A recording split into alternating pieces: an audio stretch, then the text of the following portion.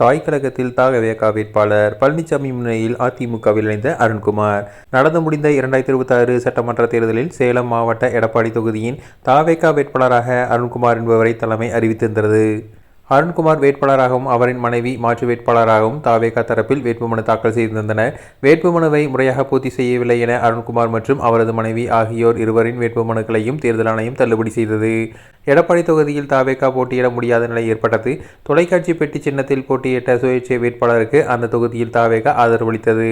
அவர் கணிசமான வாக்குகளை பெற்றாலும் பெருவாரியான வாக்குகள் வித்தியாசத்தில் எடப்பாடி பழனிசாமி வெற்றி பெற்றார். ஆனால் அதிமுக நிர்வாகியான அருண்குமார் அதிமுகவிடம் விலைபோன காரணத்தால் தான் வேண்டுமென்றே வேட்புமனுவை முறையாக பூர்த்தி செய்யவில்லை, சூழ்ச்சியால் தான் எடப்பாடி தொகுதியில் தோற்கடிக்கப்பட்டோம் என அக்கட்சியினர் வெளிப்படையாகவே குற்றச்சாட்டுகளை முன்வைத்து வந்தனர்.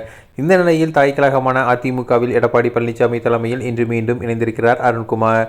இந்த பின்னணி குறித்து நம்மிடம் பேசிய சேலம் மாவட்ட தவேகா நிர்வாகிகள், குளத்தூரை போலவே எடப்பாடியிலும் ஆட்டம் காண்பிக்க வேலை செய்து வந்தோம். ஆனால் தேர்தல் நாடகத்தில் எடப்பாடி பழனிசாமியால் தவேகாவில் இணைந்து சீட் வாங்கி சூழ்ச்சியை நிறைவேற்றிவிட்டு மீண்டும் தாய் கழகத்தில் இணைந்து கொண்டார் அருண்குமார் என்று கூறியுள்ளனர்.